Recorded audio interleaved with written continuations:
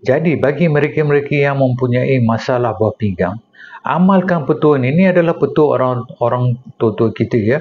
Kalau kita tak amalkan, siapa lagi yang nak amalkan? Ramai yang tak tahu sebenarnya petua-petua ni.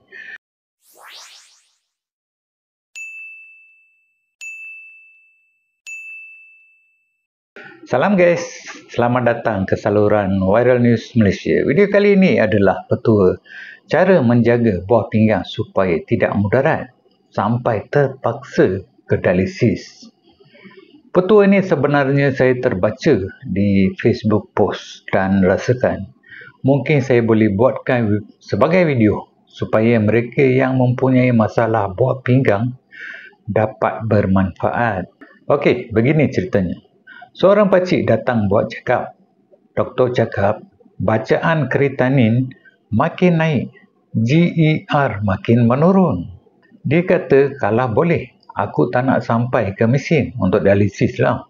Jadinya, dia amalkan satu petua orang dulu-dulu, iaitu air rebusan untuk buah pinggang bekerja lebih ringan.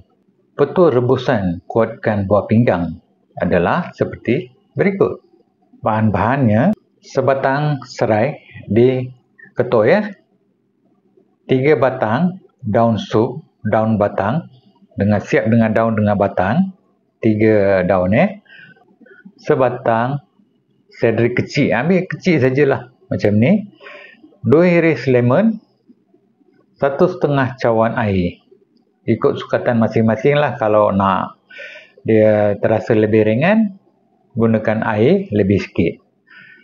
Cara buatnya senang saja. Rebus semua bahan 15 minit. Selama 15 minit, jadikannya tinggal segelas air. Bila dah suam, boleh perah sedikit lemon untuk rasa.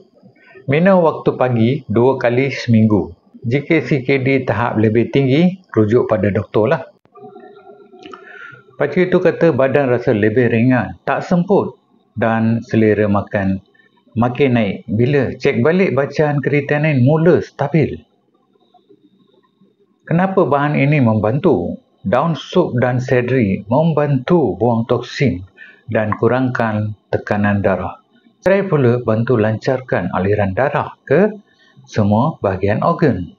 Lemon pula bantu stabilkan pH dan sokong fungsi detox. Jadi, bila amalkan petua ni, anda boleh mencegah ataupun kalau sekiranya mempunyai masalah buah pinggang, dapat mengurangkan risiko dialisis, iaitu sakit buah pinggang di peringkat akhir. Jadi, bila amalkan ni setiap hari, setiap minggu, lama-kelamaan, masalah buah pinggang ni dia akan kurang dan fungsi buah pinggang akan lebih elok, lebih bagus. Kita tak perlu lagi buat dialisis.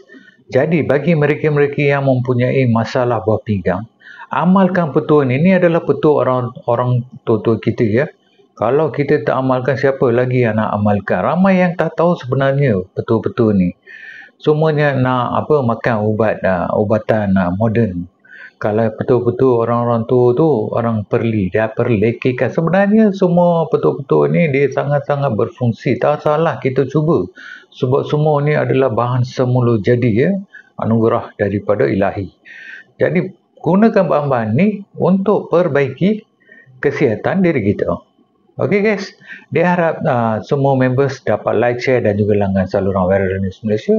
Kalau boleh, kalau anda rasakan video-video dari saluran Viral News Malaysia ini bermanfaat, sila share dan juga like ya. Kalau anda pernah menggunakan petua-petua ini dan dah pun sembuh ya, sila komen Okey guys, jumpa lagi di video akan datang.